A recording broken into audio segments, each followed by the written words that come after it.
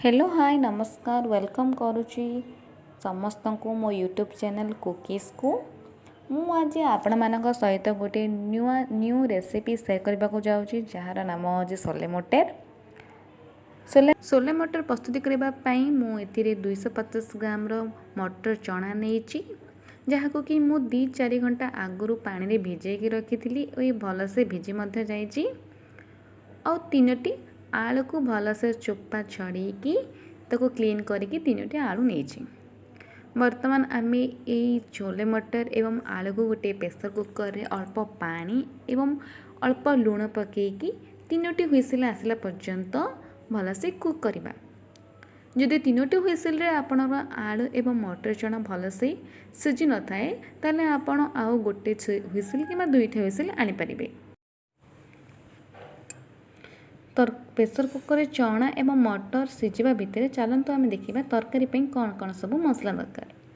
तरकारी मुझे 1 टीस्पून धनिया गुंड 1 टीस्पून जीरा powder 1 teaspoon Lanka powder 1 teaspoon हलदी पाउडर और गोटे छोट टमाटो को छोट छोट कर काटी देछि। जेहेतु आम बिना पियाज और अदा रसुण रे गुगनी बनाऊँ छोले मटर बनाऊँ तेणु मैं पियाज रसुण और अदा को स्किप कर देछि।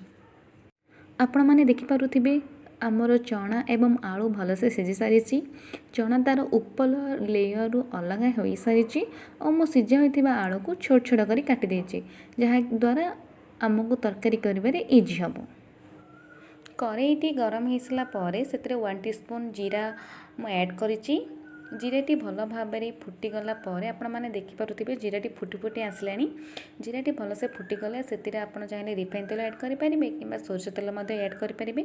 मुझे रिफाइन तेल यूज करछि। तेलटी गरम हो सारा पर से हलदी गुंड जीरा गुंड धनिया गुंड एवं लंका गुंड पकईकी भलसे मसलाटी को कषिदेवे।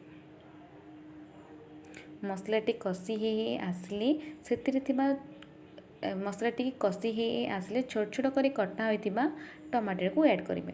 टमाटो को मध्य मसला सहित भलसे मिसेकी कषिदेवे। देखिपे मसला आमर भलसे कषि हो सारी टमाटो मध्य मसला सहित मिसी सारी।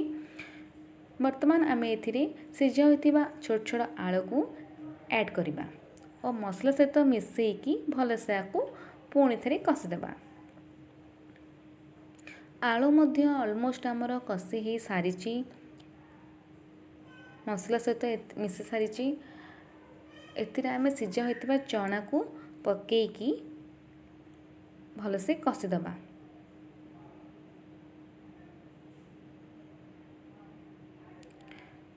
देखिपे चना आलू एवं मसला भलसे कषि सारी मसलार कलर मध्य आसी सारी चना और आलू भलसे मसला सहित कषि हो सारी। आम पानी ऐड करवा। पानी आपण क्वांटिटी अनुसार पानी यूज करेंगे। मुझे जेहेतु 250 ग्राम चना नहीं तेणु ए 2 कप पानी ऐड करिछि। आपण चाहिए आपण निजर क्वांटिटी अनुसार पानी ऐड करेंगे। पानी अधिक करेंगे कि कम करेंगे मीडियम साइज पानी देवे। पानी दे सारा पर से आवश्यक अनुसार लुण पकईदेवी और तरकारी को घोड़े कि समय कुक होगापी छाड़देवे।